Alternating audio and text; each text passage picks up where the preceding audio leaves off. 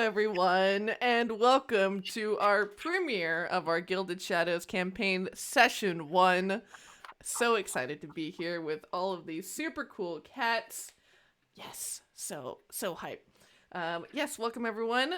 So for those of you who don't know, we are playing Urban Shadows, a powered by the Apocalypse system, a 2d6 system. So we're taking a break from playing some D&D to play something else super cool. We're playing in Los Angeles, California, in the future, in the year of 2050. And 2 weeks ago, we had our wonderful session 0, in which our very cool cast here made some very quirky characters, and I'm here for it.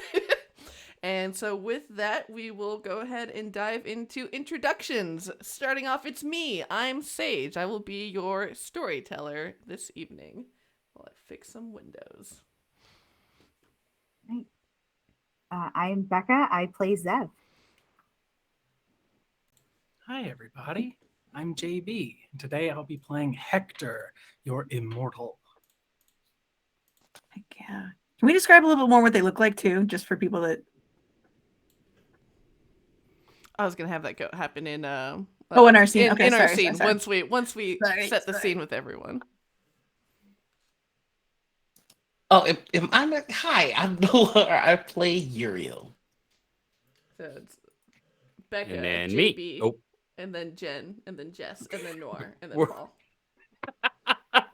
We're all over the place. I'm sorry. We're so good at this. Listen, it's the first episode. Mhm, Cut us a break.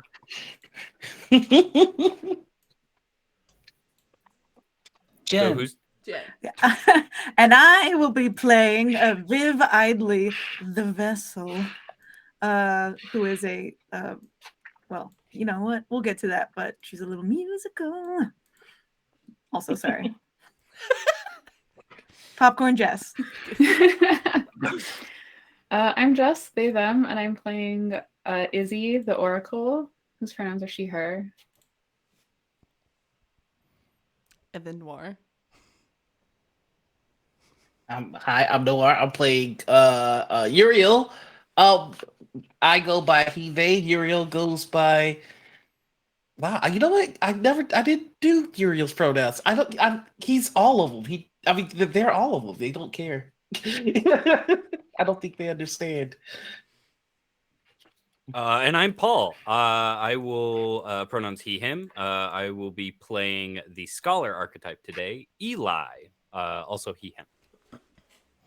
Very nice. All right, everyone. So last time I was foolishly had forgotten to do Becca's starting decks. So we're going to dive into that first, our dear Faye, and let me pull up the playbooks. So we'll do your starting debt. So the first one that you have is someone broke an important promise to you and swore they would make it up to you. They owe you 2 debts. That's a tough one. And it could be a PC or NPC as well. Let's do NPC for that one. I know who I'll owe a debt to. Ooh, all right. So who dared to break a promise with Zev? Oh, who broke a promise with Zev? I kind of want to say Jen's character or Hector. Because I was giving off glamour magic, and maybe there was a deal there to keep that on the hush hush, but it could have freaked out. Yeah, I could owe you All right. So for that glamour magic as a aging out pop star. So yeah, Viv failed to pay up for one of your glamour magic sessions. Really gotta take that money up front though. So Exactly. And then for a second one, you're keeping something hidden for someone. They owe you a debt. I wanted to say Hector because I feel like he has a den of antiquities. That somehow became a thing. that is accurate. It is on my sheet, and it is one of my moves. So yeah, works for me. Ooh, staying on theme here. And then you entrusted someone with a dangerous task. Ask them if they succeeded or failed. You owe them a debt. If they failed, they owe you 2 debts. I would say Uriel. That's felt so obvious to me. Is Uriel.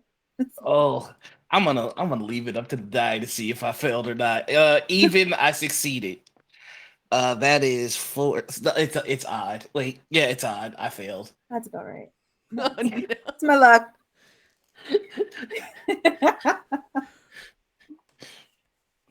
Can I ask what the task was? Something angelic. Let me figure that out. Keep me out of trouble. Smite, Which might have failed. smite. Oh, I was just gonna, or something tiny like get you a drink, and Uriel doesn't know the difference between regular sodas and like a flavored or a diet one. I love that. You wanted cherry vanilla, and they got you Mountain Dew acid Code burn Red. or something. Yeah, Oh code red. no! Oh, Uriel, this Flamin' is a hot. diet. Uriel's like, I owe you so much. I was told that this was the ambrosia fit for the mightiest warriors of the mortal plane. Yeah, sorry, I don't want to tell you how to deceive an angel, but Is this not the gamer fuel? If anybody's gonna deceive an angel, it's gonna be me. That's a recurring theme though, is conning Uriel out of stuff. Yeah. Poor How are those Uriel. Jinkos fitting, by the way? I was so mad I didn't have Jinkos when I was taking the angel pictures today. Oh, that would have been amazing. And they're ridiculously expensive now. Oh, I mean, really? they are a lot of fabric. I don't remember buying them myself, but I remember it's a lot of fabric to buy. It's a That's, whole like, lot of denim. Extra just to make a whipping sound when you walk. Like That You sound shall know them effect by the is sound of their irreplaceable. oh my god, yeah. I'd I'm rather hear hearing- the. I'm sorry. Oh no, I'm hearing a lot of rustling. Are those your wings? No, they are the pants. You gotta like put a Leg bunch of wing. like googly eyes on all of the straps. I would rather hear the sound of Jinkos swishing any day than flip flops hitting bare feet, though. Just gonna tell everyone one of my weaknesses right now. So, Well, it makes people sound like horses. but That's so delightful. I never thought of it that way. You're all getting a very unfortunate look inside what my brain thinks. Like it's a people horse. They're called horse AKA a girls. centaur. Yeah. horse And- girls, cloppers. What? There's so many names. I feel like we're off task now, and Yes. And on that note, let's begin with our session intro move. So how Urban Shadows work is at the beginning of each session, we will all go around or all the characters will go around, and you will, for your character, you will decide which of your other party members you trust the least. And then they highlight a faction for you that you don't currently have marked. And then with that faction, you tell me a rumor or for something that you've heard that's going on in the city, and then you'll make a roll. Hector, since your intro move is different than everyone else's, let's start off with yours first, though. 'Cause you gotta tell me about your schemes. Yeah, Machinations is my start of session move. Select one of your active schemes and a faction. Tell the MC why your machinations ensnare members of that faction. Mark the faction and roll with it. Blah, blah, blah, blah, blah, blah, blah, 1,000 more lines of text. So I'm going to pick leverage. And what I'm trying to accomplish with leverage is someone struck me with their car and killed me, but I obviously did not die. And they tried to cover it up. But I have to get them off the sauce and back in working order as a lawyer so that I can actually make use of them and keep them under my thumb. So I'm going to say mortality. And anybody that this person basically has worked with out of our group or out of the game at large is going to be affected by the fact that she's in this downward spiral of drinking and falling off of the wagon, and I'm trying to basically suss her back up, staple her back together, and put her to work.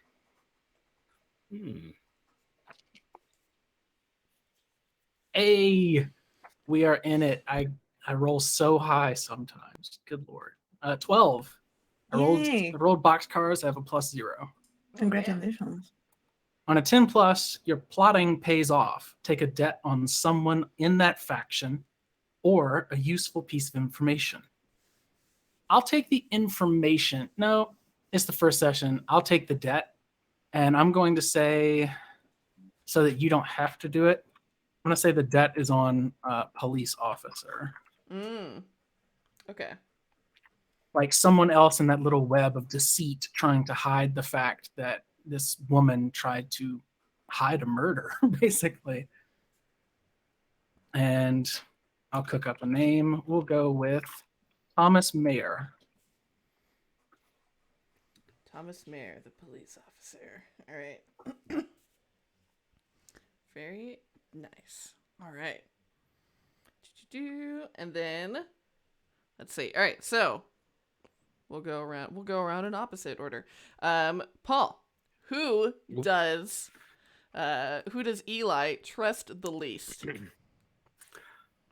That's so hard because Eli just like trusts everybody, you know, like it's all good. But I think Eli recognizes that Zev tends to work on like the shadier side of things, and like they're just like straight up conning people, which is totally different than negotiations. So there's a little bit of distrust there. And then Becca, choose a faction for Paul out of Night, Power, Mortality, or Wild. Wild. I would say wild. Ooh, all right. So Paul, what's something you've heard in Los Angeles that has to do with the Wild faction? Let's see. The Wild that's the wolves, that's the fae, that's the It's actually like all of you except for Eli are all wild. Oh, really? Werewolves are night. I'm power, not wild. Oh, that's right. You are power. Yeah.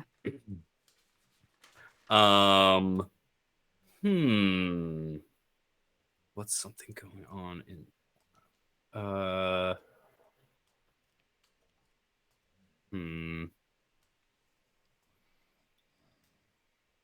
Would mortality have been a better answer in this case? There's no better. Okay, Yeah, so no. like, I'm doing a think right now. It's all good. I need some thinking music.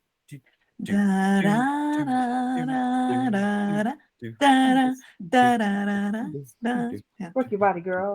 Yeah. So the fae body sweat.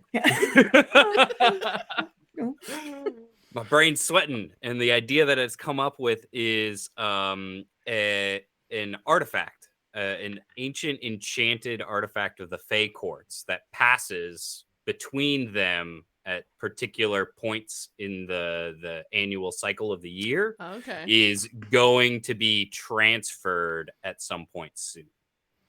Okay. And there's something going on about that. Like somebody's trying to steal it, somebody's trying to break it, maybe someone's trying to just screw up the transfer in some way. Mm-hmm. But because Eli's got his magical item network, he's caught wind of the transfer and caught wind of perhaps some shadiness going on around it. Go ahead and then roll with Wild. Okay. That is boxcars. Nice. And it's even great because they're little cactuses on these dice. But that's a -1 from Wild, so that's 11. 10+. I am prepared for the conflict I laid out. I've got a debt on someone in that faction or a useful piece of information or equipment. Your choice. Oh, I got a piece of gear for that. So it's a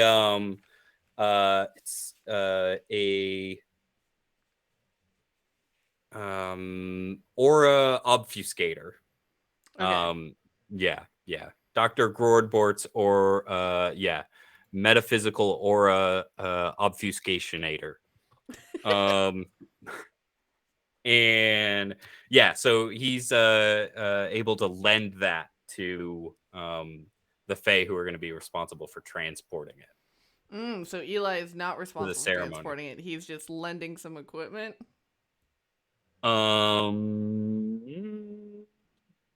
Yeah. Or he's involved in the transport. They were using his place as a safe house for a little bit. They were using one of the storage lockers, the secret storage lockers. Mm-hmm. And so he's been like overseeing it, and like even though the storage facility is warded, while they're getting it from A to B and while it's in transit, he's got this fancy device. And then tell me what season is it? Or what season is it about to be? SoCal? Yeah. I mean, it's all the same, but you know. Yeah. No. It doesn't ever really change. There's one season. No, let's say it's going into winter. It's near the solstice. All right. That's a portentous time. Nice. Very cool. All right. Noir. Who does Uriel trust the least? Oh boy, I was not looking forward to answer this one. Though they are an artist, there's something a little off about his charge that he's protecting, and he can't quite put they can't quite put their finger on it. So it's gonna be Izzy. Ooh, it's Izzy. Yeah. I was expecting Zeb. Interesting. I was expecting Viv. Can't win them all. Like Uriel, she knows The that person who stuff. would never be dishonest with you. That's what you keep saying, but something feels off. What? With me? They're onto the blog, Izzy. They're onto the blog. All right, highlight a faction for Uriel. Night. Ooh.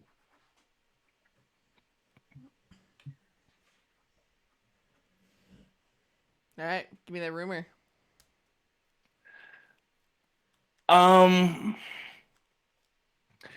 Rumor in Night is that there is an agency run by someone in the Night faction that feeds off of artists.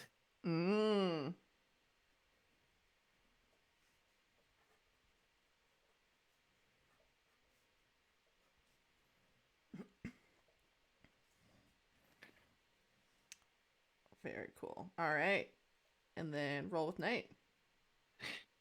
Here we go. Yeet. That's a 7. Yeah, just a 7. 7.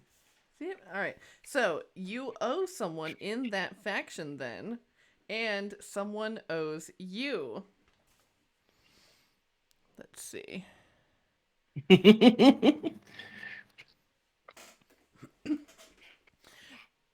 All right. So Do I have a werewolf buddy?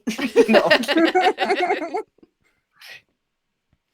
So let's say, like, I can imagine that, because LA's really big into music festivals, into concerts and everything. So there's definitely like this gang of psychic vampires who loves to put on the biggest and most lavish shows to attract the latest like talent and everything, so that they can feed off of the psychic energy of the crowd, which can, sometimes gets a little bit weird. So, someone who you owe a debt to, though, is a werewolf that has tipped you off to these booking agents who have some not great predatory practices. The agency is Ticketmaster, and I mean, we're certain they're evil. There's I no- mean, so they continue to be evil. Interesting. yeah, they really stuck to that choice. Vampires on Ticketmaster. So they're putting on these shows. A local werewolf who frequently intends tipped you off of their less than savory practices. Who would you owe? Or let's see, who It has to be somebody in the night faction, right? Yeah, so you owe this werewolf a debt for getting you the Okay. information. Who do you owe? Or Hmm. who owes you, I should say. Oh, who owes me? And I get to pick. I am going to say, this is so stupid. The bartender that got me the code red.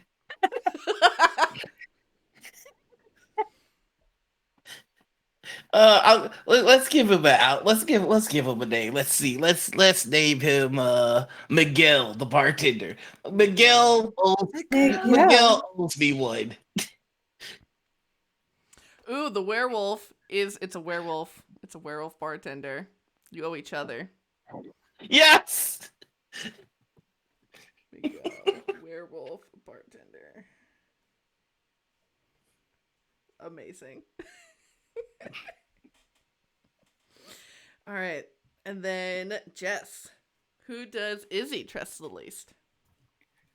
Before I do that, I have an ability that I can do, a move at the beginning of the session. So I rolled a 10, which means I can hold 2 moves, which means that I can use them to declare something terrible is about to happen. And then me and my allies take +1 ongoing to avoid the impending disaster. Hell yes. So I'll save that for later. But then I think the person Izzy trusts the least is almost certainly Eli. Because I think Izzy just has a sort of like, not quite like the one-sided rivalry that Eli has with that like contemporary from like the university or whatever it was. But I think we talked about it in session 0 that Izzy is sort of unsettled with just like how laid back Eli is all of the time. And she's starting to suspect that maybe it's like some sort of front. Like he appears super chill all the time, but actually he's hiding something. I like it. There's no way someone can be that relaxed around so many arcane items. Exactly. That's exactly right. There's clearly something sinister going on here. All been a ruse. All right, pick a faction for Izzy. I get to pick. Has anybody picked mortality yet? Nope. Yeah, mortality. Let's do that one. Well, Hector did, I guess, technically, but all right, mortality. Oh, I suppose so. Yeah. All right. Which one is mortality again? Humans. Oh. It's like the veteran, the scholar, actually.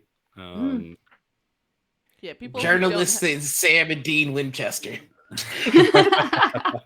People who don't have superpowers, basically. Okay. Then I think the rumor she's heard is that some of these people from mortality think that they have found like an entrance into like a secret club where like only people with superpowers go, or only like the supernatural beings go. And they're gonna go just like stake it out and maybe like try to cause some problems. Like at the beginning of Blade. Like that's their plan. All right, so they're looking to case the supernatural joint for mischief. Yeah. For mortal mischief. Mortal mischief. For mortal mischief. New band name, I call it. Give me that roll. Oh, that's not great. That is a 6. Ooh, so we have a miss. So you are caught completely flat-footed by this. Like, what? So, how is this like really just sort of messed with Izzy? Like, what makes a situation particularly dire or needs your attention now, where you haven't even had the time to prepare to deal with this? I think probably part of what's making it so dire is that it is somehow tied into a vision that she did have, but like she was so focused on that. But like this new thing was sort of tied into it, and she somehow didn't also have a vision about that. And now this plan to infiltrate this club is completely messing with like the other vision that she was trying to deal with. Mm.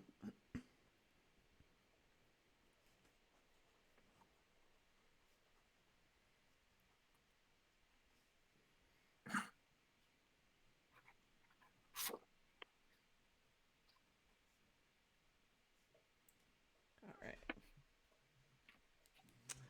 Ooh. All right, and then Jen, Viv. Who does Viv trust the least?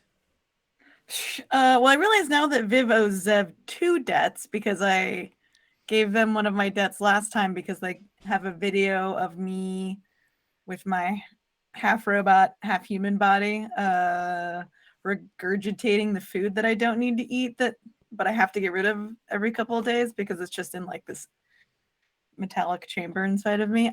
So I feel bad for saying Zev though because that's so maybe it's not because I know they're good. I owe them debts, but we're cool. Yeah. Okay. Yeah. Sorry, I just talked myself out of that. Just a little bit of that. It's a little bit of fun. Does anyone know a deck to Hector? Are you picking me? Yeah, I'm gonna pick you. Yeah. Sure. Yeah. Power. I mean, oh dang. Okay. Just look at it. Tell us a rumor about power. Tell you a little about the power. I mean, I could tell you all about this meta-ish group that has been sponsoring all sorts of trouble around the world. And so there is a rumor. Sorry, it's not substantiated, but there's a rumor that they are putting in hidden messages into music in addition to if you like all sorts of like it's 2050, so everything is streaming. Mhm. But I want to say that we have there's probably been like a resurgence. Now everyone's back into vintage, I want to say, wax cylinders. So, they're ephemeral. They don't last that long. So it's very like fun. Everyone's like, oh, you only get like 3 listens before the wax cylinder breaks down. And so there's some worry that the wax cylinders are also being used to control certain people around the like powerful people, like their scent. And then the proof has then sort of disappeared after a couple listens too. So all right, so Meta's putting hidden subliminal messages in wax cylinders. the wax cylinder was also for Hector's benefit too, I feel like. Hector is no, wise. That's a very polite way of saying ancient. Thank you. I see you, Jen. All right, roll with power. All right. I got a 7, so thanks. All right, so who do you owe then in power, and In power. who owes you? Okay. adding to my list of dead stat gun. Okay. I owe I owe so there's the scientist that taught me how to speak and and created me, I guess, technically. But I owe their daughter for helping sort of break me out occasionally from the girl pods, as they called them, sort of these sections of the area where they would train up new bands and new basically like Disney like club kids, and she would take me to see the rest of LA and stuff, and like, you know, I got to try my first food truck taco thanks to her. So Mm-hmm. Probably showed you these like cylinders and was like, oh, something's kind of weird about this. yeah, definitely. Thank you. All right, so you owe her. Who owes you? Who was me? Could it be someone? This be someone in power as well. Mm-hmm. Okay, So and no one's in power here, so yeah. I'm in power. Our Oh, you're in Oracle is. Oh, the Oracles, yeah. Izzy and Hector both are. Izzy and Yeah. Hector. Why are you? Oh, Hector. So yeah, Izzy, you owe me. Ooh, maybe. Okay, your oracleness. You have your secret blog. Do you have services that you render to people where they can pay you for things or trade you for barter? I don't see why not. Okay, but like expensive because it's LA. Okay. Yeah. I probably came to you at some point because I was allowed in my girl band, formerly known as Agent Provocateur. It's just a terrible name, but you know, so it goes. We were allowed a couple tracks to write them ourselves, and I came to you for a name that would be a successful name for a song, no matter what it sounded like, and it tanked. What was that name, Oracle? Oh no. Oh, is it just called Oh No and then wipes like scrubs face? Definitely went viral. I think it was called someone said something earlier that I said would make a good band name, and that Into Winter. Into Winter. Yeah, that was supposed to be the hit.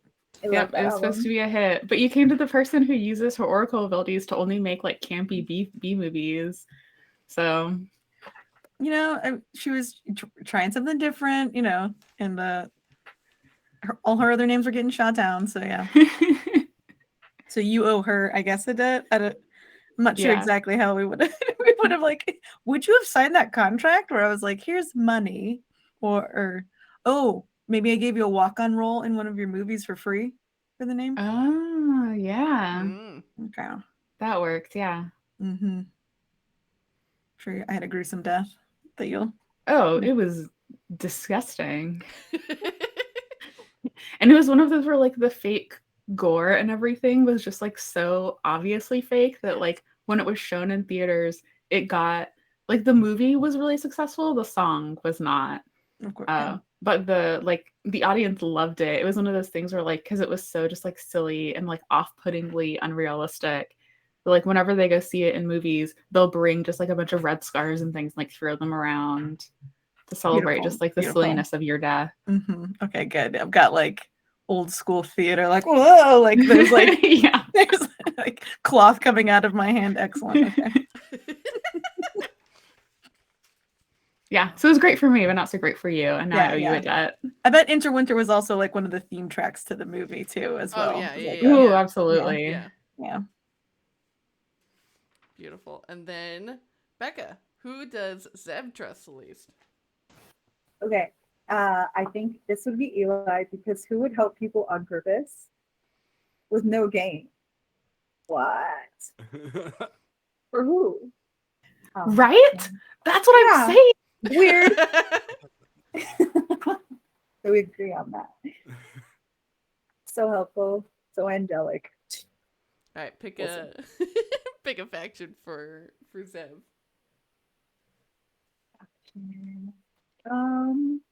What knight? What is knight? Oh, Paul, did you pick one? Pardon? What's that? I need to pick. I need to pick a faction. A faction for Zev.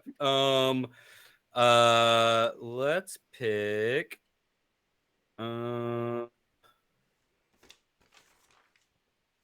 power.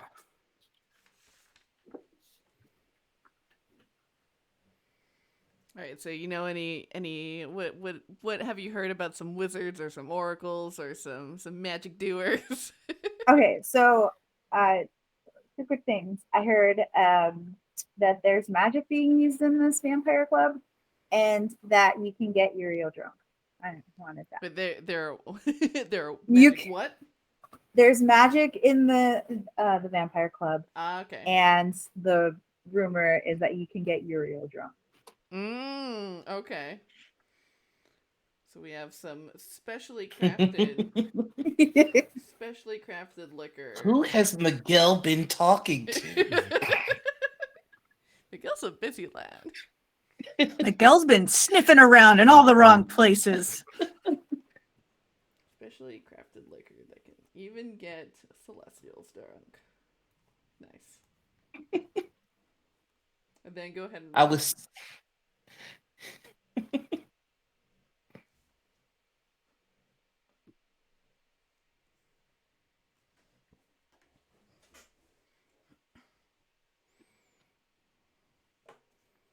Becca rolls, right? Yes, Becca. Yeah. Oh, okay. Roll with Yes, roll with yeah. power.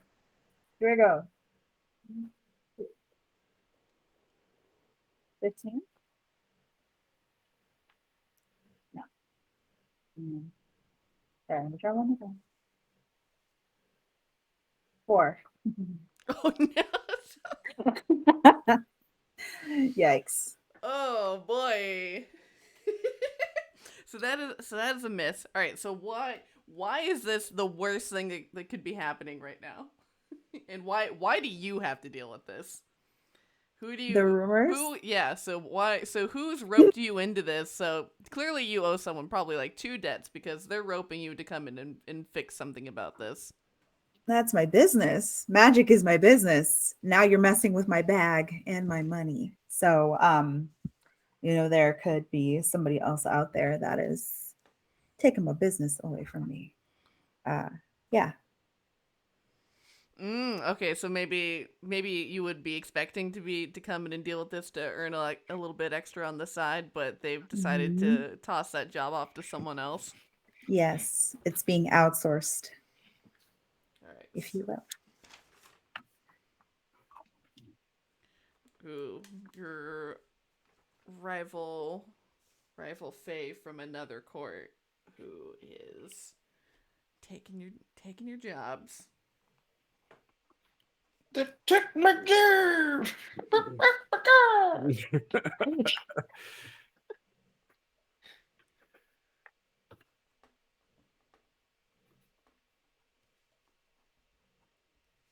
All right. I will be back momentarily. Oh boy, I can't wait to figure out where it is that we're gonna start. This is so silly. I love it. All right. Hold the fort down. All right. Is this when we do all of our plotting? Yes, this is when we do all of our plotting. So, Plot. what do we not want Sage to know about our characters that we're like secretly working on together? I think Izzy is definitely working with Zev on the conspiracy blog to troll Uriel. But also to direct his attentions to like specific artists that she wants to like owe her something, which also I think would probably work for Zev, that like that blackmail. Blackmail. Absolutely. Zev's website sort of, or that website sort of, sorry, Izzy's website sort of starts to, the website starts to tank people's career, then they have to show up in your movies. Got it. Okay. All right, interesting. Did we all know each other? I don't know if we talked about that. Did we all meet at like a party at Hector's place? Excuse me, a small gathering. That's much classier. I'd say yeah. Or Hector, do you open up your home to people, or is it more of like a courtyard situation? Like a I would museum. absolutely not open up my penthouse to any of you, but Uriel was staying there, and I doubt Uriel would ask permission. That's right. Saying you wouldn't open up your past us sounds very personal. None of you. I Not a single one of you but the angel. The angel can have a place to sleep.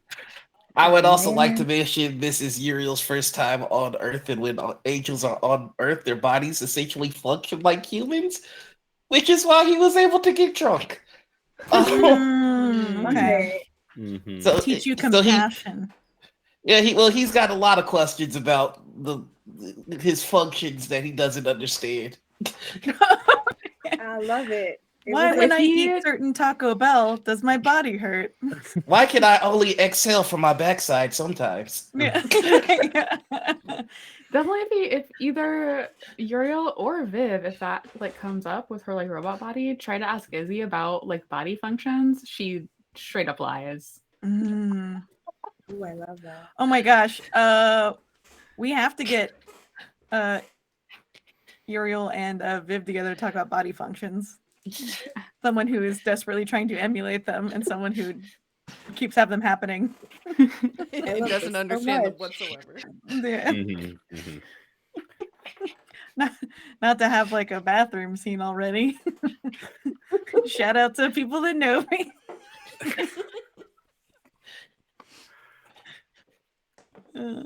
Oh, good stuff. You could hear us this entire time, couldn't you? Yes. Yeah. Yeah. I realized as well that Sage walked out with their headphones. The They came magic back. of I was Bluetooth like, headphones. we tried. Well, We're terrible at this, y'all. so much fun. Excuse me. I Alright. thought we all saw Sage walk out with headphones, which is why we weren't saying our real secret plans. There it is. There Yeah. Leave Good it to thing the we that used was- sign language the whole The time. whole it time. is. Don't We I were worry. have a showing each other conspiracy notes. blog. Obviously, I wouldn't just say the secret. So I think that's where we're gonna come in. Where we're gonna see Izzy and Zev hanging out probably at Izzy's place, working on this conspiracy blog, drumming up, brainstorming for the next post. Izzy and Zev, what do the two of you look like, and what does Izzy's place look like?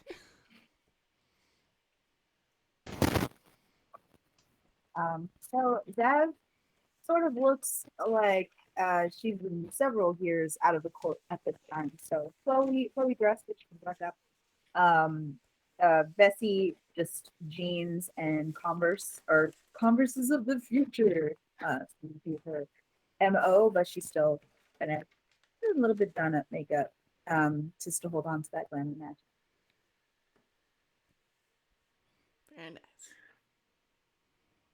Izzy also wears lots of flowy clothes, which is what this scarf is for. Lots of like flowy, loose clothing. Very tall. Tends to just like keep a lot of her body covered. Not because she's trying to like maintain a secret identity or anything, but because it does.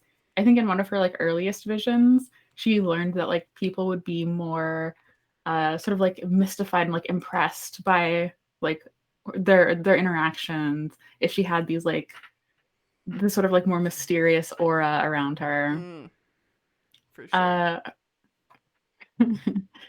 Her place, the place that she shows to other people, because she has a house somewhere that like no one knows where her actual like place of residence is, but the place that she presents as where she lives and like will let people come over to see. I think probably has just like tons of like information everywhere. So like a really fancy future computer setup, lots of I don't know if there would still be like printers in the future or if we've moved on to like holograms. So like holograms, shining things all over the walls, like pictures and different information. Yeah, so we could like Tony Stark style like connect information and stuff. Cool. That she uses there's a separate room for her conspiracy blog, but like all of the main stuff is for all of her like casting and like ideas for the film industry and stuff like that. Zev touches everything. Izzy saw it coming.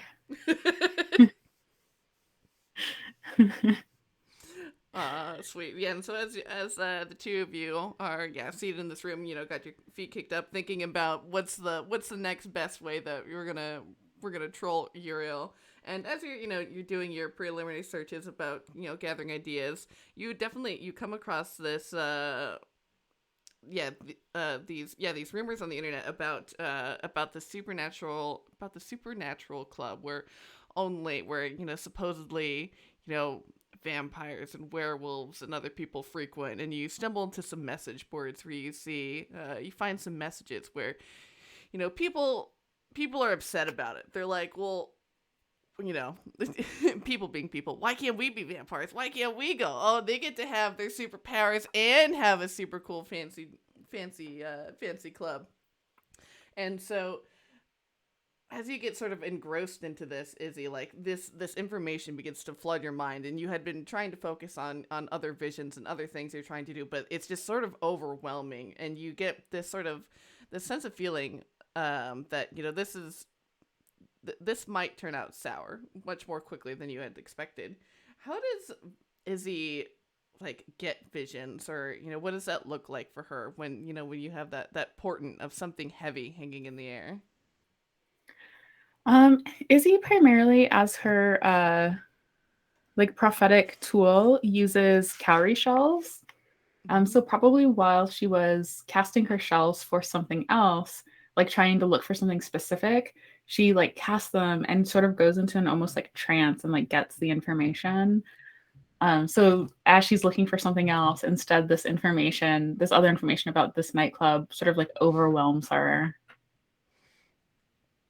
And so as this you have this vision in your head that it's just after the sun has set on the west end of LA, so towards the beach, and in this back alley place where you can almost feel the sort of vibration of heavy music pumping through concrete as you hear a party just starting to kick off, and you see that there are people dressed in all black and holding baseball bats that you can see that are just casing this joint, and you get the distinct sense that this is happening later this evening, and you hear this sudden crash as a baseball bat just plummets through a window on the side of this building, and you begin to hear screams, and it's when you come to from your vision.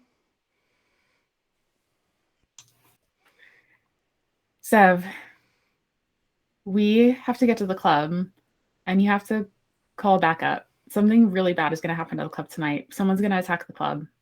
Oh, no.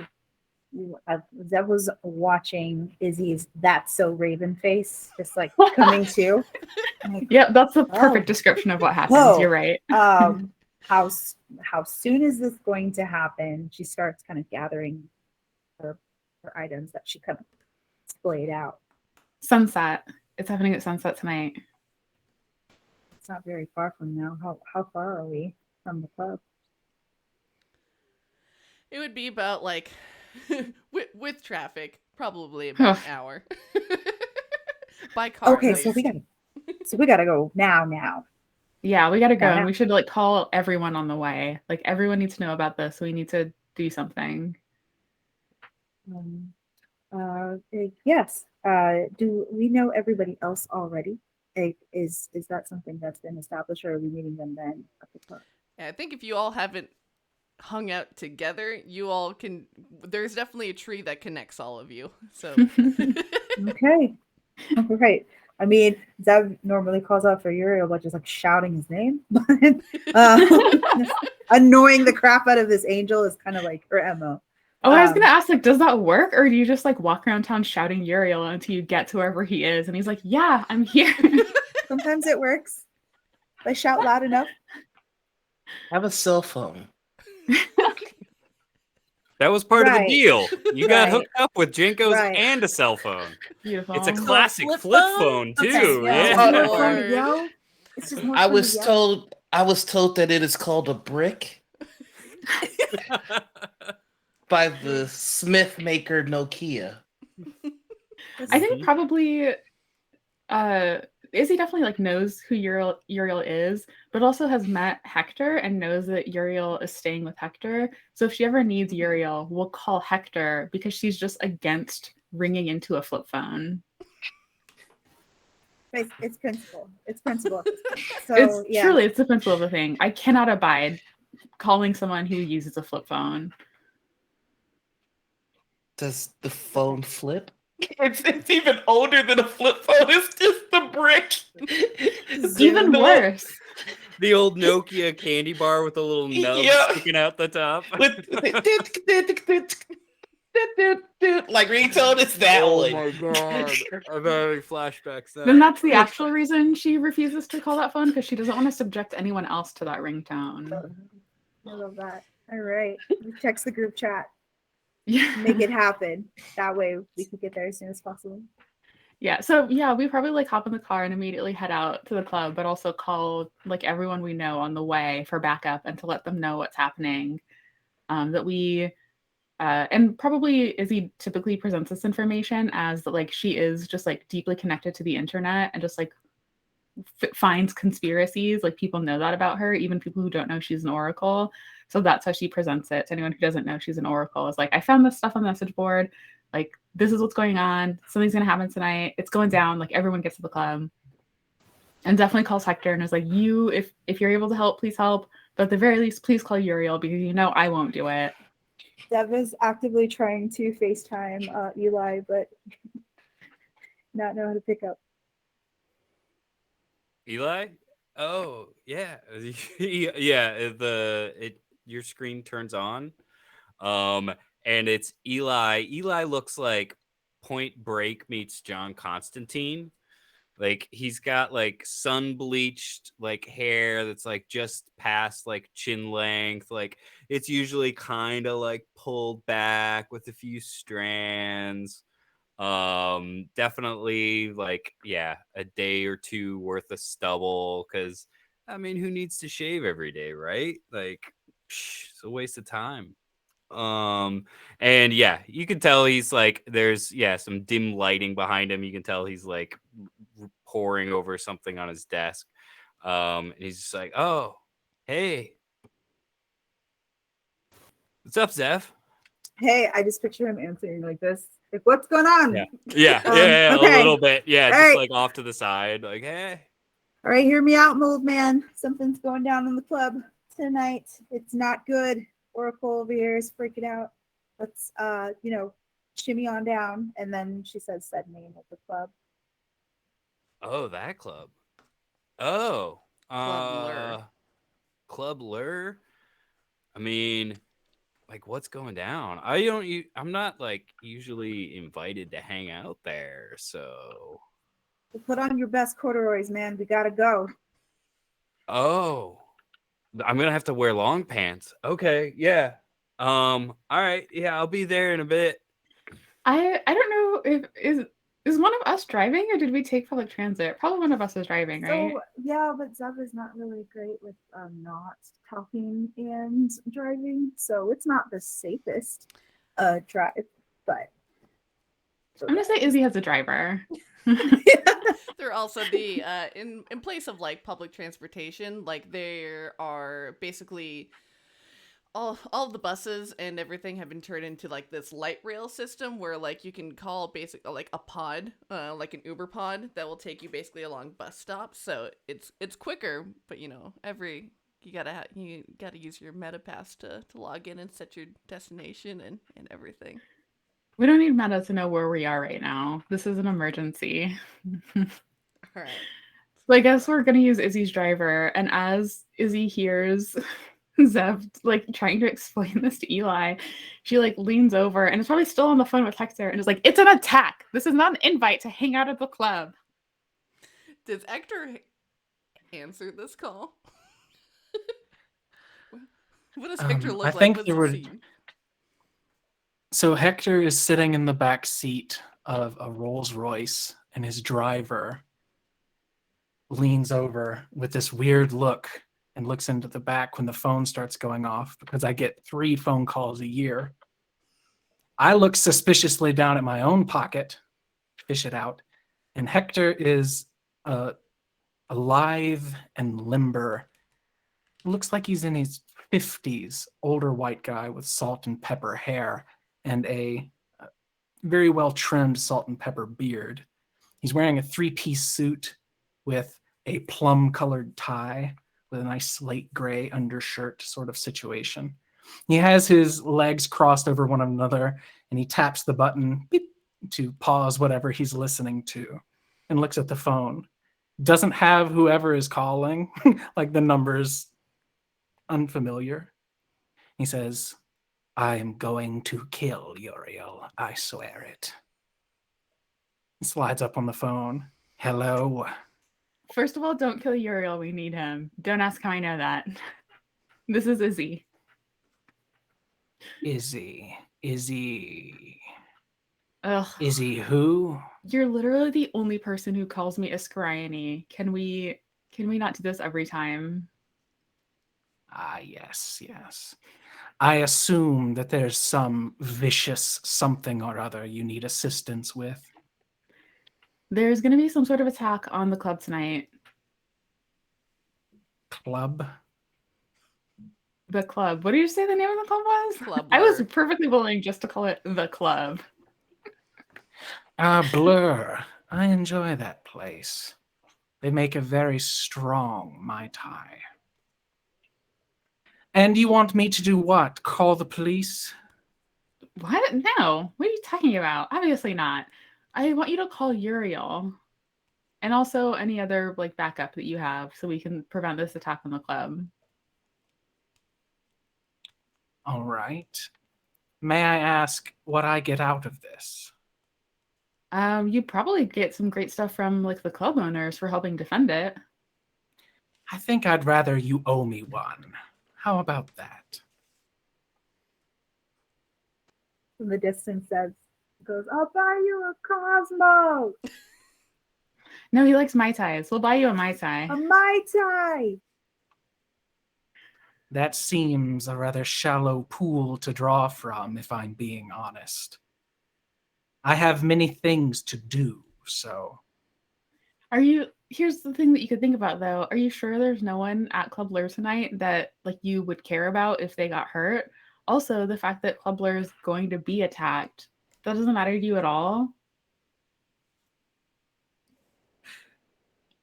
Let's see here. So I would like to figure someone out. I'm essentially wanting to figure out why Izzy is so intent on involving me, an old, very wealthy gentleman, in a mob attacking a vampire nightclub I have only been to once, like 15 years ago. Yeah, go ahead and roll. 11. Ooh, nice. Hold 2. 10 plus 1. So interacting with them, spend your hold 1 for 1 to ask the player a question. What is Izzy hoping to get from me? Like, get from this interaction? What is Izzy hoping me arriving will do for Izzy?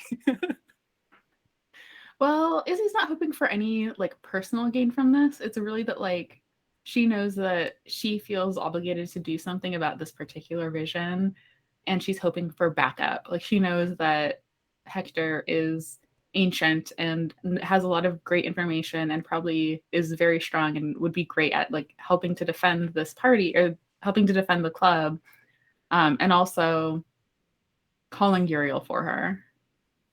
Mm-hmm. 2 is, how could I get your character to leave me out of this? Honestly, the easiest way would just be for Hector just to say like, I'm not interested in helping with this, and Izzy would move on because she only has so much time to call back up. And I am in your faction, Power, so I get to ask an additional question even on a miss. And that question will be, how can I put Izzy in my debt? Mm.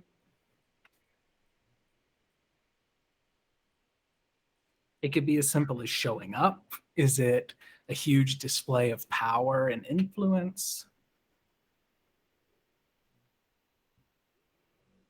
I think probably the only thing Izzy would accept at this point, especially since Hector's already been so resistant, would be if Hector somehow managed to just like prevent the entire attack.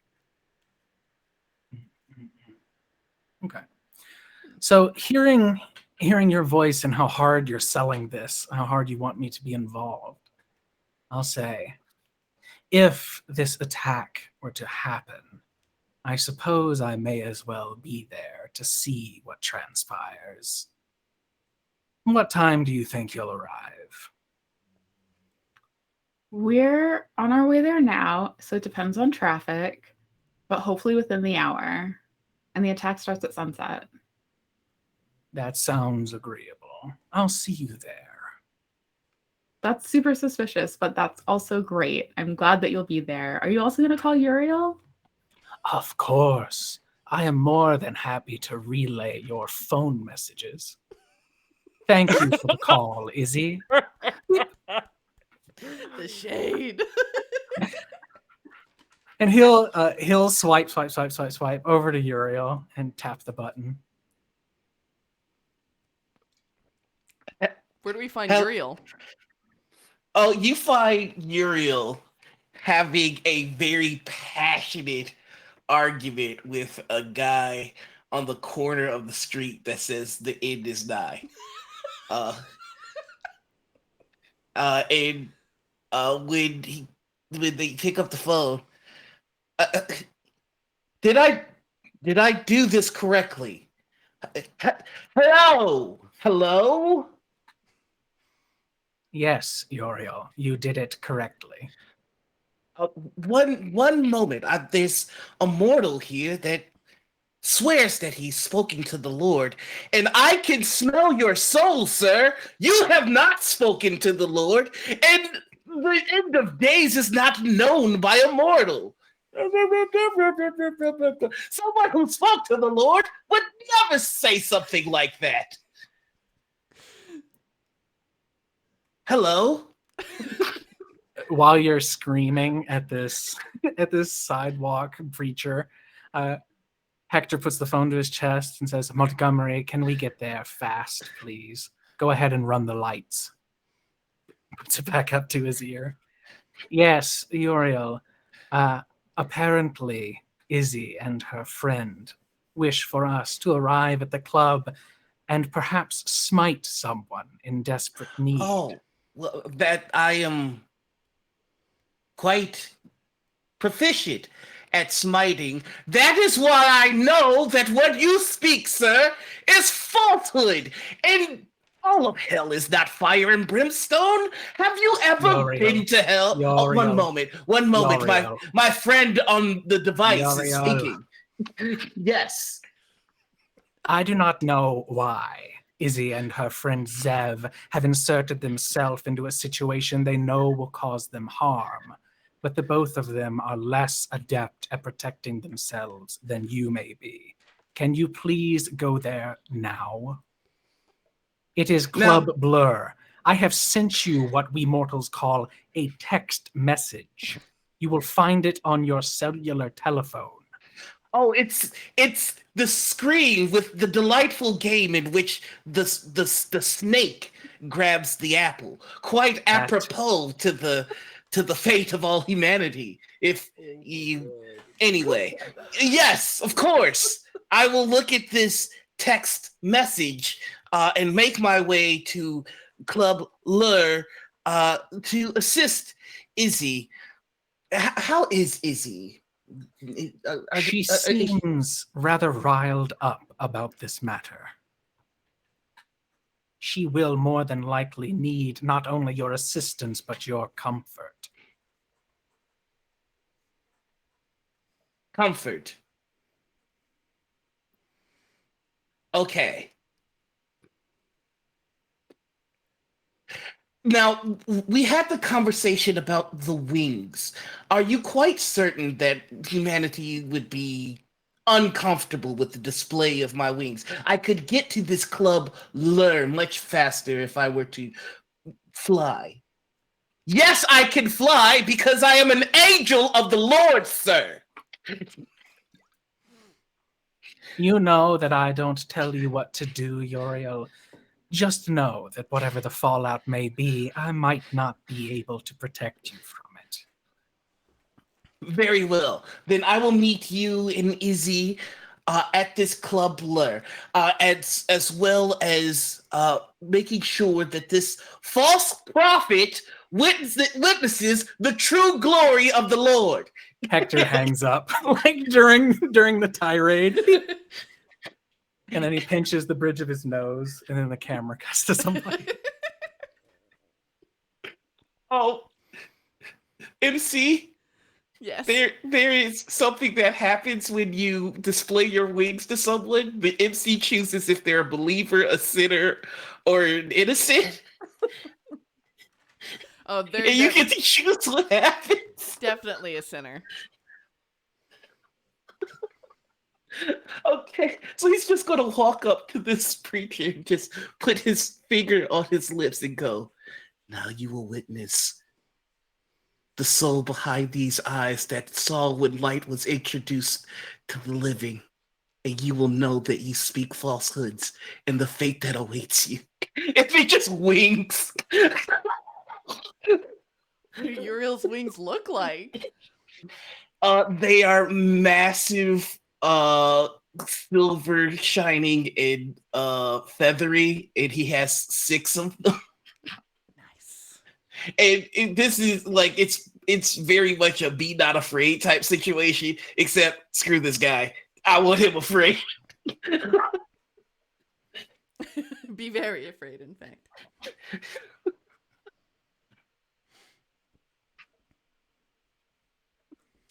And then I'm just gonna take off and head to Club Learn. Nice. Spectacular. Viv looks at her phone. Is he going to call me? And then she goes back to what she's doing. What does Viv look like? What is she up to right now? Viv Viv looks she's I would say like in between plus size and whatever size girl group people are. I assume a 0. So somewhere in the and she's about 35, but the glamour magic and whatnot has kept her looking like a sort of 20-ish, and she's able to like pretend that she started singing when she was 30. There's all sorts of tricks Meta's been doing, like to also like obfuscate where she came from. And she is currently in a bath covered with pink and yellow flowers that are floating. She's bird bathing actually, and it's where she's in a concrete pool of like salt water. It's very good for the skin. A lot of herbal flowers, and then there's completely surrounded by birds that are singing. So it's also known as the Disney technique. It's supposedly very good for the skin. So that's what she's doing. While everyone else is calling each other on their various levels of phones. Oh, wonderful. Right, sorry, she's got like blue chin length hair. That's probably like in a little swimming cap though, sort of like and she is I'd say she looks a little not too perfect, but like there's a little something that it registers some people as like off or a little fey touch. Uncanny. Thank you. I That's was the going word. to say, Yeah. is it Uncanny Valley, but on a living person? Yes. I love that. Mm-hmm. Something that's not quite behind the eyes, Definitely. And as you're taking this wonderful bird bath, actually, I would say not too far away from you, having just come back from a wonderful like day out on the pier with the scientist daughter, Amelie, who she had given you one of these wax cylinders and phonographs, so it's like playing in the background to this wonderful bird bath, and with your salts and your scrubs and everything, and there comes to a point where it gets towards the end of the cylinder, and it starts to like skip, and it makes these sort of really odd noises, like this mixture of screeching and hissing, and it almost sounds like muffled speech. And then it stops abruptly, Oh. and then it replays. She just sort of settles back into the water and sort of like fans more flowers over her faces and presses their juices against her skin. Ah, yes. I'll never forget Into Winter. Oh, you could have been beautiful. You could have been great. Damn that Izzy. Oh, calm down. No stress. No stress. And does she, when the wax cylinder gets to the end again, does she hear the same sort of thing? Or is she able to hear more of it? Yeah, as it gets towards the end, and as you listen to it the second time, it definitely sounds like a group of voices. They have almost this otherworldly tint to them, where they sound like far away, trapped, sort of echoing. Yeah. No, she sits up suddenly, reaches over as and like to stop the wax cylinder from playing again, and birds, please. And they come and bring her clothing, as is the full Disney experience. And she is now wrapped in a robe, and she's cinching it at the waist, and she's like, I must find someone who can figure out what this is. I don't think this is that wasn't part of the original recording. So and she is going to pick up her phone, and she dials the Meta Musical Outreach, MMO, no, and to see if she can connect to her agent, who I'm going to say his name is Maury, because that just sounds right. Yeah, and after the faithful 2 rings, Moore picks up. What is it, Viv? Yes, I was listening to one of these special edition wax cylinders. So lovely, Maury. Thank you for sending me one. There seems to be something at the end that I'm not quite sure. I don't remember having Agent Provocateur, the band. We have 5 throats, yes, between all of us. None of us could kind of hit this register, though, that I'm hearing someone singing at the end. Are you sure are you sure that this was printed correctly? Well, I mean, I'm not exactly in charge of production, but we'll, bring it by the office. We'll check it out. All right, thank you. How many did you say went out? 10, 30 billion? sort of like fluffing herself up. Oh, we started with an initial purchase of 30 million. They're all over the clubs in LA. They're the latest craze. People are going nuts for them. I know, you listen a couple times and then there's a little bit of wax, a little thread inside, so then you can burn it down, if you will. It's one of the best ideas I've ever seen. From music to light magic. All right, Maury, I'm too busy. Thanks for calling. And she hangs up on him. And notices that she's received a ping from it's Sev. And she opens up, and what does she see, Sev? So being that Viv actually is, from not from the past, she sees a Google map and a time, and it says be there. Ooh, it must be a party. Wow. I'll get my finest silvers. And she goes, birds. And the birds again that she was bird bathing with, that have Disney dressed her, they use their she's got about 40, I guess, now, so they're using all of their little beaks to slowly pull open this closet, and then pull out a metal or a silver jumpsuit with some metal tipped boots that are thigh high, and she's getting ready to go. She has no idea what's happening. It just had a time and a map, and it's just the club they go to sometimes. So she's just like, oh, the gang's all going. It must be fun. So yeah, she's going to leave she's taking her smallest purse It's actually yeah, It's actually a bird. It's actually a bird. Yeah, and she makes him eat her credit. Whatever we use, probably credit chip of some kind. So and then they just like they like sit in her hair as part of her hairdo. Naturally. So and she gets in one of the public transit conveyances that she's but you know, like one that she reserves. So Mm-hmm. some sort of lift situation, and heads to the club. And so yeah, so Izzy and Zev roll up first. It's it's about like 5:30, about half hour before sunset. You see that this block on Sunset down in Santa Monica, it's mostly like very bougie eateries, very cute and artsy little shops, and you see that as you wind down one of these long alleyways, you can see it sort of begins to lend off more towards these like industrial looking warehouses, and you know that back there is where Clubbler is.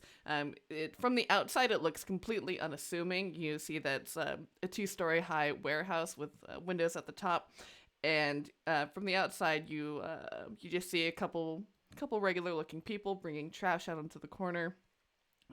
What is it that you all do?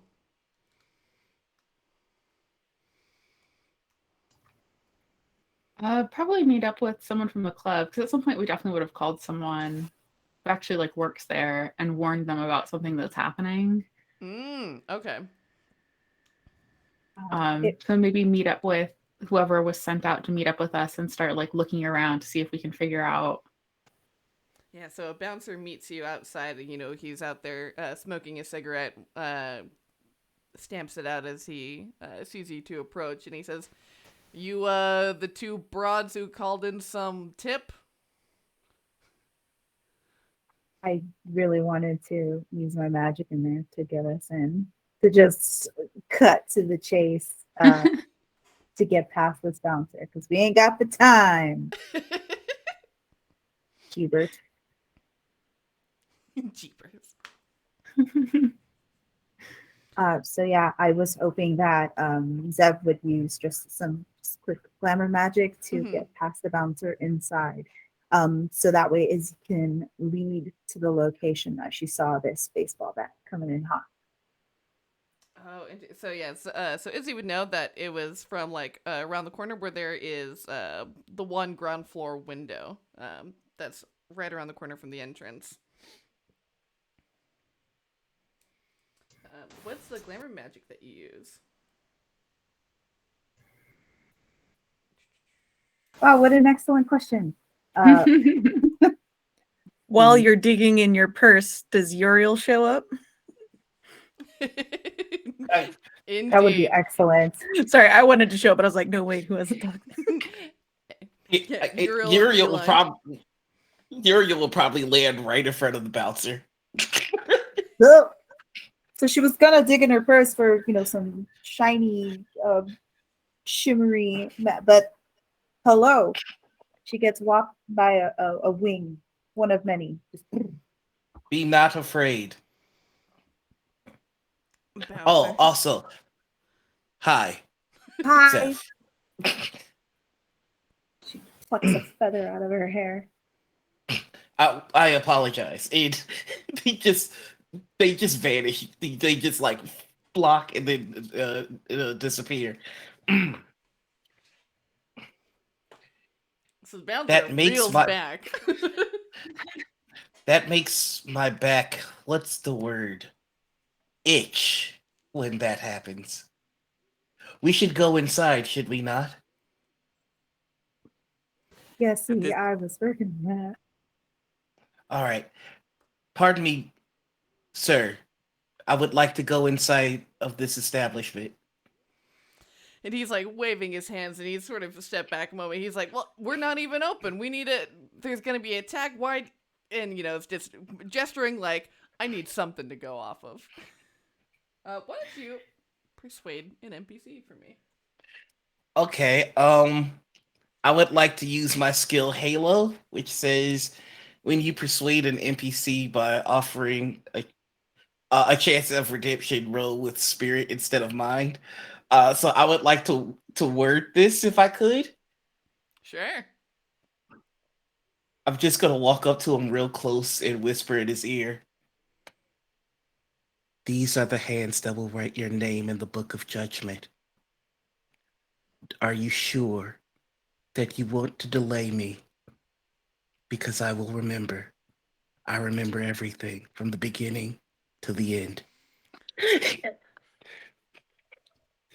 He just very silently, like holding up his hands, like opens up this industrial door, lifts the red velvet rope, and says, I guess by all means. I rolled a 9, by the way. Oh, beautiful. And he says, all right, you can go in, you can write my name, but just promise me something. Yes. You'll make sure that my dear Erica, she gets the best entry written about her. She's already fulfilled that promise with her deeds.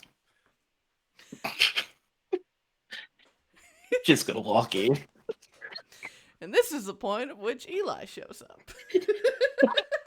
So you And hear the distinctive sound of skateboard wheels like coming down the alley. He took a public transport there, and yeah, he's just riding in that like super casual way that somebody who skated a lot when they were a kid and still just uses it for the convenience sake, just like standing on it. He's got a leather like messenger bag sort of slung over his shoulder, hair just casually pulled back. And yeah, he like pulls up, stops in front of the door as you all are like heading in, and kicks the board up and like catches it and is like, so like this is are we partying here? What's up? Did you need something? Like I didn't bring anything with me. Were we supposed to bring things? This is the most disorganized defense of a building I've ever participated in. Whoa, did you say defense of a building? Yes, there's going to be an attack on this building. Whoa. I think Zeb and Uriel are going to go inside. Eli, And why don't you pull come with me everybody around in. the corner to where I think the okay. break-in's going to happen? all right. That sounds like a spot I don't really want to be. Like, this is happening like later though, right? What time is it now, Sage? It's like 5:30. You Okay. and you're- Oh, what season are we? we're in we're late close to fall. winter. Yeah. So yeah, late fall. So Going probably, into winter, Jess. you probably That's right, into winter. So you probably have about another hour. Okay, then you go inside with Zeb, and Uriel, do you want to come with me to check out where the break-in's going to happen? Well, I don't know if I want to be inside either if the building's getting attacked. Like I thought we were hanging out at the club, but I don't go to this one. So yeah, attack. Okay.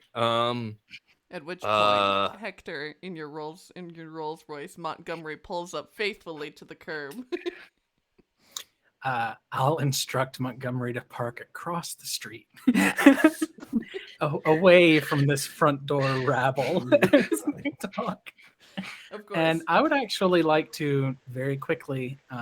He's still got the legs crossed, and he lights up a Treasurer Luxury Black cigarette. That's like $14 per cigarette. And as he's taking a long drag off of it, he actually punches in the number for the police officer, Thomas Mayer, that I got a debt on earlier in the session with my session move. And I'll call him. He probably does not know that I have his personal phone number, but I call him regardless. And when he picks up, I'll say the general niceties like, oh, hello, Mr. Mayor. It's been so long. We haven't spoken in 3 days, sort of thing. And then I'll say, I believe that I have use for your services this evening. And he lets out this heavy sigh and he says, and you hear as he cracks his neck, well, I was hoping to get a night off and enjoy time with the kids, but sure, Hector. What is it that you need? No. My friend, don't you worry, you'll be home in time for dinner. I need you to make a phone call. Oh, I can certainly do that. It seems that you have spotted someone planting a bomb outside of Club Blur. How strange, especially in the middle of the day, such as this, before the sun even sets. And you can hear kind of a tension over the phone. He says in a sort of a hush whisper, a bomb? Oh, yes, you saw it on your way home, but you didn't have your cell phone. Good thing you raced home so quickly to call it in as soon as you could. And he says, all right, yeah. A rabble of men you saw, with bats and crowbars, intent on smashing windows maybe, some type of terrorist thing you think. You may even get a promotion, Mr. Mayor. But you should probably make the call very, very quickly. He says, well, I do appreciate the tip. Of course. What are friends for? And he will hang up. Lest you keep him any longer. Nope. And I'll cash in that debt. Nice. Very nice. And then I'll lean forward a little bit and speak quietly to my driver. Montgomery, make sure they don't see us. Not Right. until after all the things go down. I don't want them to hurt the rolls. Very good, sir. So he pulls off there's one parking garage in particular that has a very, very nice overview and it's nice and tucked out of the way. What color would you call Viv's hair? That's so bright. Is that aquamarine? Just like making conversation, looking out the tinted window, smoking a cigarette. Yeah, Viv steps out of her car at that moment and goes, oh, I guess Hector can't be bothered, so she sort of waves as she sees the rolls. There's not that many rolls of this age and this it's. How old did you say it was, JB, or did you? I didn't. Okay, it's brand new. Oh, it's brand Is new. it 2050? 2050. Okay, again, not that many people have one, and especially not ones that say it's got, I assume, a vanity plate, but that is more like a puzzle. Like it's not just like suck you and it's a vampire one or something, but it's something similar. So Why is a raven like a writing desk or something? yeah, exactly. So she waves and gets out, and she's just like, "Hello, oh, why is everyone so? Well, where's the party gear? I'm just Viv, like I a didn't- disco ball, okay? That's didn't what think I you were was performing saying. tonight. Are you performing here tonight? I thought that you were didn't have a show tonight. No, no, Zev sent me the location and a time. I thought we were all just meeting. I thought it was a girls' night. Hello, Uriel. Your soul smells funny. Oh, The bouncer runs up. Dude, that's a little rude. Eli can't says just to Uriel. Uriel. The bouncer no, rolls it's up. not. I don't up to Viv and in that sort of sheepish I don't want to bother you, but are you Viv Idley? Yes, I am. Hello, are you a fan? She extends the hand before they answer. Oh yeah, and he takes it and he says, "You are my girlfriend's favorite artist. I could," and he immediately starts throwing his hands into his pockets to look for something for you to sign. Can, but not yours, huh? Hmm? can I roll a figure someone out to see if he's telling a falsehood? If it is actually his favorite. Sure.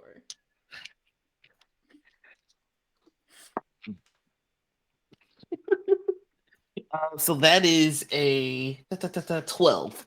Okay, y'all are rolling hot. All right, so yeah, pick two. Let's see. Uh, what what's your character hoping to get from this interaction with Viv? And um, what does this guy worry might happen in this interaction with Viv? Mm. Uh, interesting. So, you can see that he is putting on he's definitely putting on a bit of a show. Like you can see as he's like, reaching into his pockets like to grab, a piece of paper or a napkin or something. You see he very surreptitiously takes out his phone and like just like snaps a picture of Viv real quick. So you can tell he's probably looking to get sell either the photograph and or the signature for money. And he's worried about fucking Uriel getting up in his business.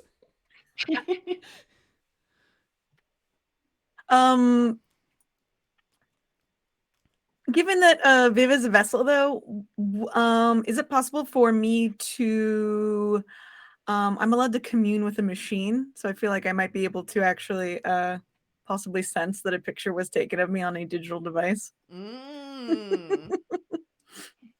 Yeah. Okay, so I'm gonna roll with spirit, which is high for me. Good. I got a 12. Oh. I'm sorry. This is the only time I've rolled BT dubs in the game so far. So I'm sure the next one will be double zeros. It's we're getting these killer rolls for this thing that does not matter. Right. All of our intro scenes, like getting the gang together, it's taken us 2 hours to make phone calls. It's beautiful. That's how the first session goes. But when the fight starts, whoo, boy, yeah. Prepare to be murdered. I have used the machinist move. And so I'm allowed to ask a couple questions of the cell phone itself. So I'm going to say it is it's a Samsung Mega Fold. So like some people have the folding phone, and this one, yeah, exactly. And this one actually can turn and unfold out into like a skateboard probably as well. So just something ridiculous. And she will say, "Does this fool have a girlfriend?" To the phone, but in her head. Mm-hmm. There is an ICE contact of Erica. Yeah. Yeah. Okay. All right. So she gets a little burp, burp from the phone. She's like, "Oh, good for him. Everyone needs someone." Does search for or is Erica an actual fan of my music? Mm-hmm. Yeah, you go through like immediately connection to the Instagram account, and you can see that her like front row at your latest show. Yeah. Oh, I remember Erica from sorry, she had a sign. She threw up on herself during one of my songs. It was quite fabulous. Yeah, so she's like, "I'm here," and she gives them a napkin that she had in her bag because she's seen other people carry napkins. Sorry, she gets her bird to throw up a napkin, and then and then she signs it. "Here you go." Because then her bird in her hair is this tiny purse for her. Mm-hmm. He immediately squirrels it away into a pocket and says, "Yes, of course. You all come in. Have a drink. We're just finishing our opening stuff. And he gestures like, because you're all just standing outside awkwardly out of this building. Yeah. Oh yes, yes. Thank you, thank you. What was your name? Avery. Avery and Erica. Oh, the vowels. All right. All right. Hector, I believe I owe you a Mai Tai. Oh wait, Hector's still in the car, right? Yeah, like Yeah, she looks around, she 2 goes, blocks away. yeah, she's like, well, I guess I guess I don't know him anymore. And walks in. And she just Eli like is still snaps at everyone standing, else. Like Eli is still standing outside the door, like not knowing like exactly what to do in this like defend the like club is just like, this is not why I'm here, but okay. Like, and so he's just like rolling up a spliff out there, like kind of shaggily and like sort of smoking and looking around. Like, I'd like to have Uriel put a hand on Eli's shoulder and go, "Fear not.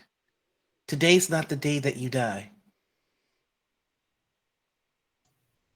cool. As I far was as really he knows. hoping it wasn't. And I guess if someone would know, it'd be you, man. Yeah. You'll be I just think fine. I want to use one of my oracle holds from my foretelling at the beginning Mhm. to say everything that's happening right now is the worst. So that me and my allies take +1 ongoing to avoid the impending disaster. And it's so hard to say at this point what exactly the impending disaster is, because it feels like truly Us. everything that's happening is a disaster. We are the disaster. So I Like, think doing- Go ahead. Sorry. in it's Izzy's called frustration. friendship. Yes, this whole friendship is a disaster. In her frustration, Izzy, I think, is going to try to let it out. Ooh. Because she's just like, I was just trying to avoid this prophecy that seemed like people were going to get hurt, and everything's falling apart. I don't understand what's happening. Oh no. Oh no. Viv turns to Izzy. I'm sorry, this is not a girls' night. Someone's going to get hurt? What's happening? I feel like a vital piece of information, I slide over to Zev, was missing. Well, here's the thing. And Zev starts to make her way over to the bar to pretend she is a bartender. It's not open. This club is not technically open yet, right? Correct. She's gonna try to start mixing drinks for everybody. Here's the thing. Izzy saw something very scary, and thank you, by the way, for getting us in. And she starts making the drinks together. But we're trying to prevent something very bad from happening. So it's still technically a girls' night as she starts putting drinks onto thank the you. bar. Mhm. But we need to figure out when exactly this thing's going to happen. She puts out another drink. Where is Hector? And then what is Izzy doing over there? Is she frustrated? Are you what are you looking to do with your let it out? Well, I only got 8 and I need a 10, so I'm not able to let it out. But she was hoping just to like push out her senses to see if, is it just that? So Oh, if a I 10 if I is you don't can, get corruption for it. yeah, you still let it out on a hit, which is 7. For 7 all the way up to 10. Okay, great. So she's like upset that like nothing is going right, that she was like trying to do something positive for other people, which she doesn't do very often. But this one, like, it seemed like a lot of people were going to be hurt by this attack, and she loves this club and didn't want it to like have to shut down or anything. And like everything is just a disaster. And she just wants to like know if like anyone here can actually be useful to her. So she's going to extend her senses, her supernatural senses, to like, I guess, see if she can feel anyone around. And anyone around who is useful in any way. So as you extend your senses out, and you know, what does Izzy look like as she's just like so frustrated and extending her senses? What does that look like? I think in her frustration, her power is kind of starting to leak out a little bit. So she's sort of almost like glowing a little bit. And her, like loose clothing is sort of like fluttering a little bit, like there's a wind.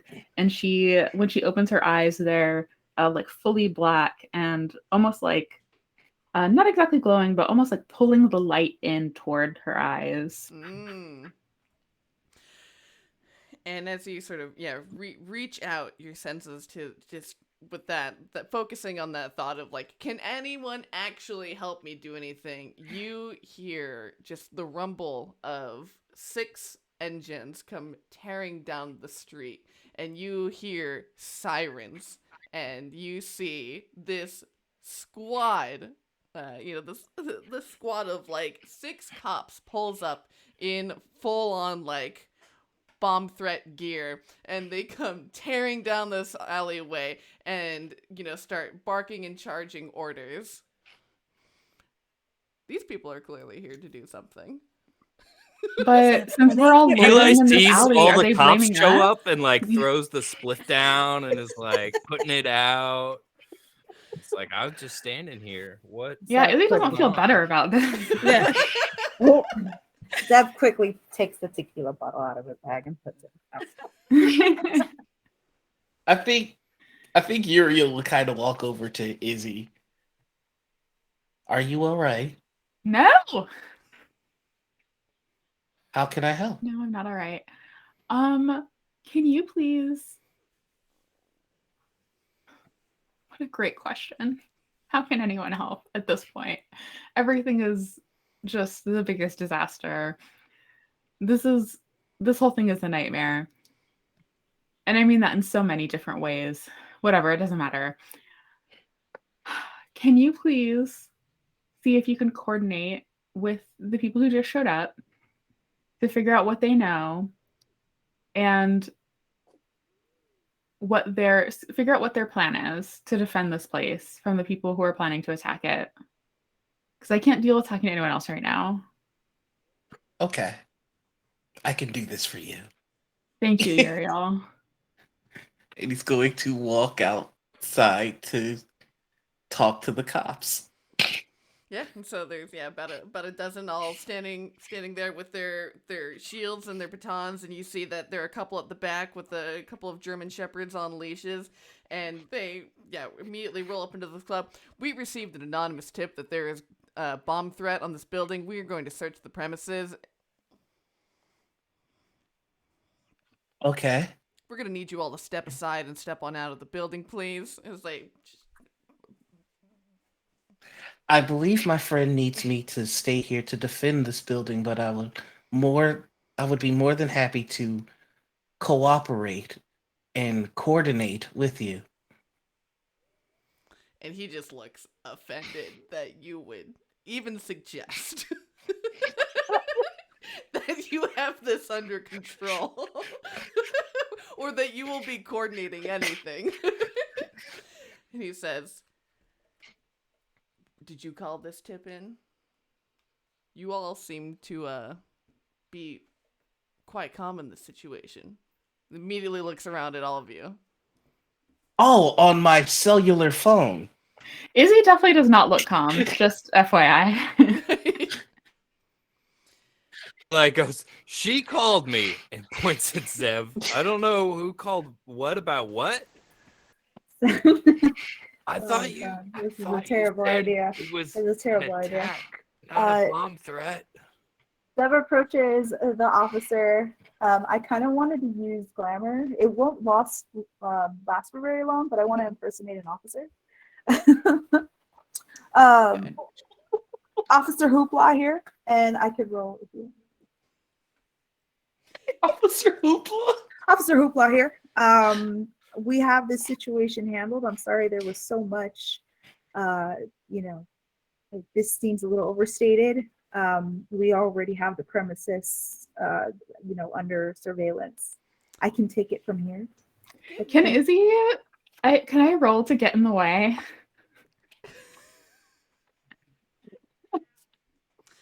I'll say first. Let's have you Becca, roll to persuade an NPC. So roll with heart. 6. That's a 6. So yeah, as you say, as you step out from behind the bar, pass through a moment of shadow, when then you pass on this glamour, looking just dressed as one of these officers. Like, yeah, we've got it. Izzy, how is it that you are looking to get into the way? Or lending a Since hand? Zev has like stepped up to these officers, Izzy's kind of like behind her as she's speaking to them and telling them that like everything's under control. And Izzy, who still looks like sort of panicked and like disheveled and is like nearly hyperventilating, like makes eye contact with one of the officers and is just like shaking her head, like, we do not have it under control. So forget. So are you trying to intercept Zev before she goes to make this presentation? Oh, that would probably be better so that Zev doesn't end up getting arrested for impersonating an officer, yeah. So maybe like as Zev steps up to try to do this, like Izzy is immediately like, this is a horrible idea. Please.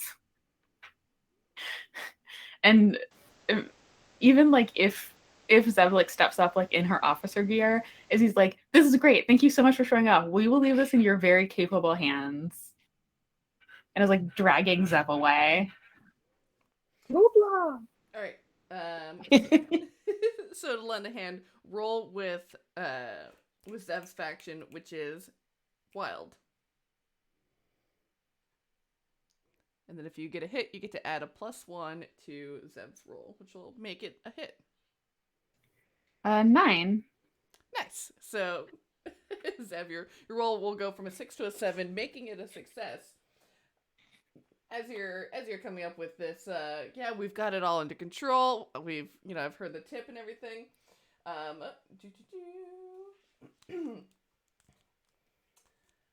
You see the head officer who in charge. He says, "Officer Hoopla, huh? Well, if we, had a threat called in, a bomb threat in this major metropolitan area with all these buildings, I would insist that we at least do a perimeter check before we go, because I received a personal call from a very high-ranking detective that he saw individuals with bats and crowbars and everything come to storm this place, and I don't think it's just going to be you one alone to be able to handle something of this magnitude." Zev hiccups a little bit. Yes, well, the thing is, we've already blocked off the right wing of this club here, but you're welcome to take the west if need be. I mean, it's the least you could do And to make shifty eyes at the dog. this eyebrow cranes skyward, and he just motions to the rest of the team to examine outside, basically.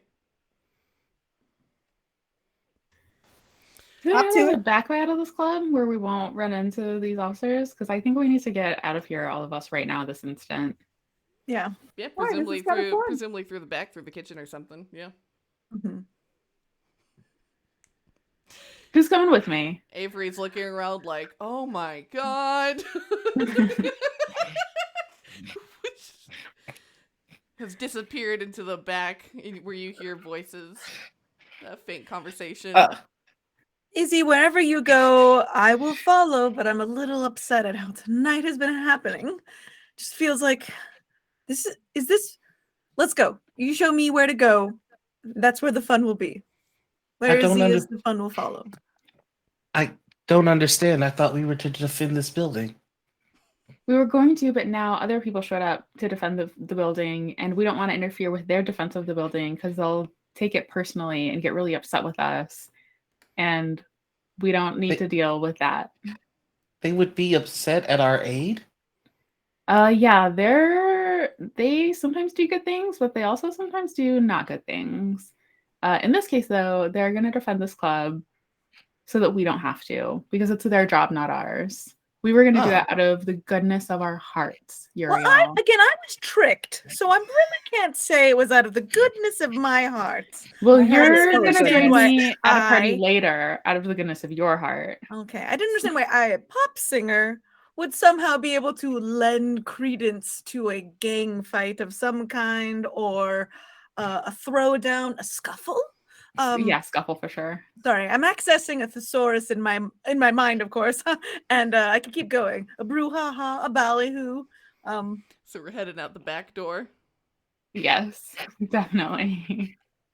I mean, Izzy definitely is. If no one is coming with her, she's fine with just leaving them all behind at this point. No, I mean, again, Zev is a pretty good bartender, but you know, we didn't come here to, well, again, sorry, I did. Viv did not come here to work and did not come here to mix her own drinks, so she will go. Eli never went in. He's standing like he's moved around away from the front of the club though, just like there's too many cops out here, like it's harshing my mellow. And so he's kind of moved around to the side, like to the alley. So if you like bust out the back, you probably see him like standing there, like kind of idly, like scooting his skateboard back and forth with one foot, like yeah, but looks very relieved when you all pop out. Like, hey, okay, so Well, so as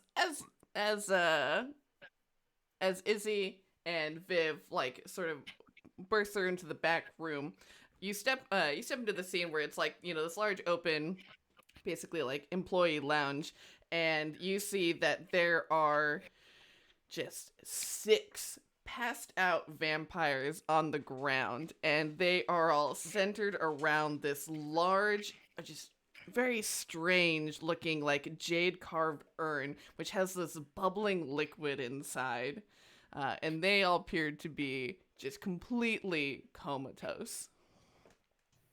Is there an actual bomb? I don't know, we'll find out next week. Or We in 2 weeks. We just found the trouble. Dang. Oh no. Wow. Whoops. Well, we found the bomb without the car. Mhm. We're the worst heroes ever. It's okay. We were finding our groove. Like we, you know. This is the most stressed out Izzy has ever read. We're all still learning each other's strengths, you know? Like, Mhm. you know, some you fall down, you get back up. That's what we're gonna do, right? We're I do good. love that Hector spent all that time with Montgomery, the driver, speeding to the club to then amble in. Like it was so dramatic, and I love the idea of his name not really being Montgomery. It's something like James, but he was renamed then by Hector. Y'all are rewriting a lot about my character. Stop it. I know my driver and personal valet's name. I'm good.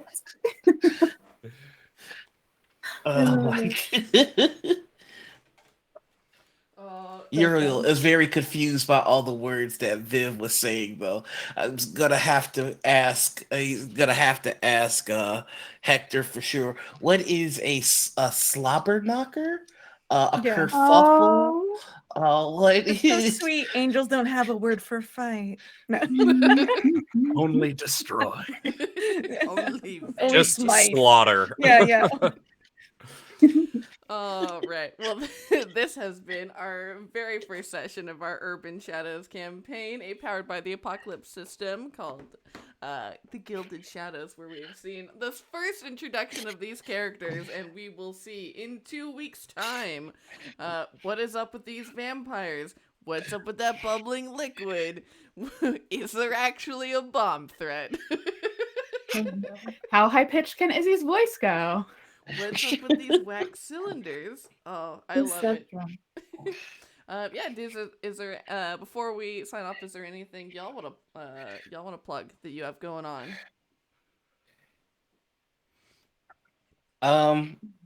I've got a talk show on Saturday mornings called Morning Ritual over on Critical Misses.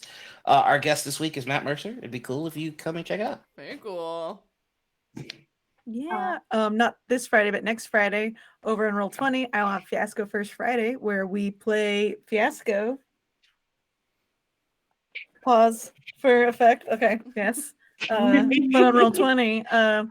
And yeah, it's a good time. Also, Jess and I are on D20 Dames, a D&D storytelling podcast, and we are about to drop our newish episode. It's coming. So like and subscribe and all that stuff. Wherever podcasts are free to get on our new Wanderleaf campaign, which is kid friendly.